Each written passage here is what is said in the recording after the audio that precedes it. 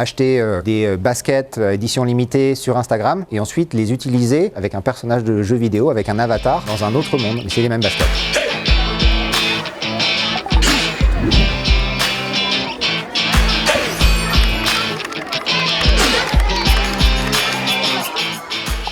Le métavers, c'est l'idée qu'on peut connecter entre eux différents espaces virtuels pour créer quelque chose d'un peu plus holistique, un espace dans lequel on peut naviguer depuis chez soi en utilisant un certain nombre d'outils, que ce soit son smartphone, un ordinateur, une console de jeux vidéo, mais aussi peut-être plus tard des lunettes connectées pour avoir une réalité augmentée.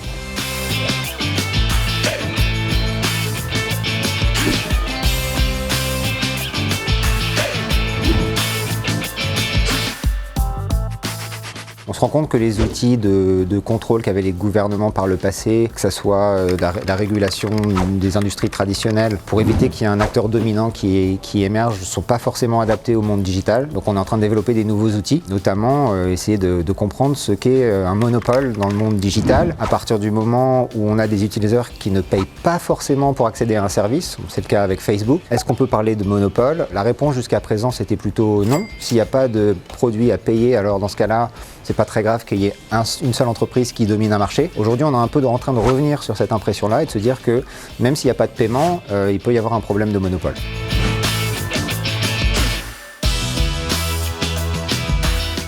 Oui, il y a des frontières.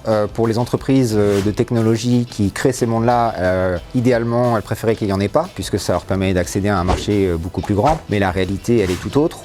L'exemple le plus flagrant de l'existence de ces frontières, c'est la Chine, qui a depuis des années déjà développé un Internet typiquement chinois, avec certains services qui sont complètement bannis du territoire chinois. Et donc, ce qu'on voit aujourd'hui, c'est une espèce de retour du nationalisme dans le monde digital, où des grands pays décident d'imposer des lois pour réguler les acteurs privés dans le monde digital. La guerre entre les entreprises sera aussi une guerre entre les États.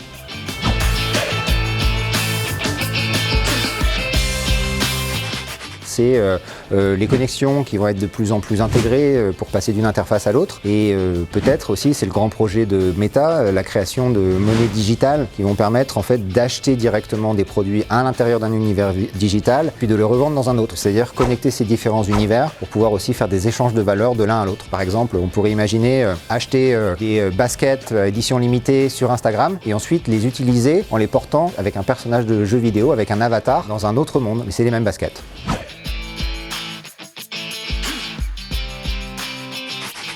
Il va y avoir des blocs à travers le monde avec des entreprises séparées qui proposent des services liés au métavers. Et ça sera différents métavers. Il y aura un métavers chinois qui sera différent du métavers américain. On verra s'il y a l'émergence d'un métavers propre à l'Europe. Pour l'instant, c'est pas le cas. Et la deuxième chose qui va se passer, c'est une concurrence, je pense, entre deux modèles. Un modèle où on va avoir des grandes entreprises digitales centralisées qui stockent des données utilisateurs pour en retirer des prédictions avec l'intelligence artificielle et le revendre à des publicitaires. Donc c'est un premier modèle pour générer des revenus qui est basé sur la publicité. Ça va généraliser. Et je pense qu'il y aura un deuxième modèle qui est en train d'émerger, qui là pour le coup est basé sur une autre technologie qui n'est pas l'intelligence artificielle, qui est la blockchain, et qui permet à des acteurs décentralisés de se coordonner, de créer de la valeur d'une manière différente, sans nécessairement recourir à la publicité. Et je pense qu'il va y avoir une concurrence entre ces deux modèles.